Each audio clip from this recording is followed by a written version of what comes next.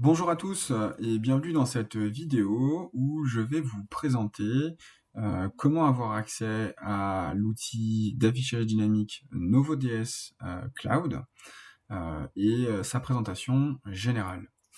Alors, pour vous rendre sur la solution logicielle Novo.ds Cloud, il faut tout d'abord vous rendre sur le site novods.com. Lorsque vous arrivez sur le site novods.com, on va vous demander, en français, de vous inscrire. Lors de votre inscription, vous allez recevoir donc une confirmation sur l'adresse mail que vous avez pu renseigner en haut.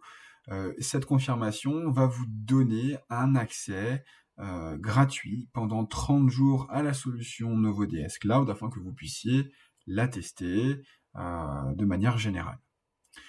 Une fois donc votre création faite, vous pouvez donc vous connecter avec donc votre adresse mail et le mot de passe renseigné. Et une fois connecté, vous arrivez donc sur cette page. Comment se comporte la solution logicielle et quels sont les différents onglets qu'on va retrouver sur la gauche? Tout d'abord, on commence avec un tableau de bord qui va récapituler votre compte. Vous allez avoir un résumé du nom de votre entreprise, de son identifiant. Cet identifiant a une importance lorsque vous voulez ajouter un appareil ou plusieurs appareils à votre compte cloud. On va retrouver les membres de l'équipe, tous les utilisateurs que vous avez créés, votre abonnement, son expiration et le stockage. On retrouve lors d'un deuxième item tout ce qui va concerner les appareils.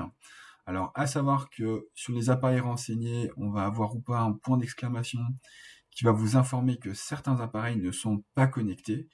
Deux raisons qui peuvent expliquer cela, soit les appareils ont été débranchés électriquement, soit ils ne sont plus connectés ou pas connectés au réseau, tout simplement. Donc, une petite pastille rouge pour vous informer que voilà, cet appareil n'est pas accessible.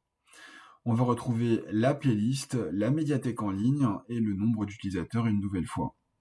Le dernier item représente ce qu'il s'est passé sur la solution logicielle dernièrement. Qu'est-ce qui a été publié, qui l'a publié, et on peut avoir accès en cliquant sur le bouton Afficher plus, récemment, tout ce qu'il s'est passé.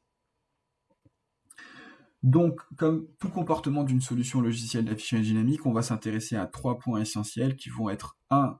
Pouvoir créer du contenu, créer une playlist.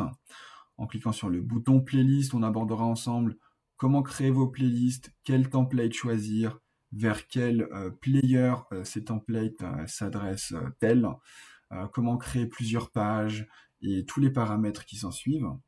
On verra comment publier une playlist directement, mais aussi comment ajouter des conditions de lecture, une programmation dans le temps. J'aimerais pouvoir lire les lundis et mardis des contenus différents des autres jours de la semaine, commencer à telle heure et finir à telle heure. Ajouter donc des conditions de lecture. Ça, c'est vraiment la deuxième étape sur la création d'un affichage dynamique.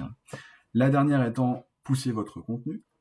Nous verrons ensemble également le mode annonce, comment publier un message d'annonce, un message texte, un message image ou bien une page web.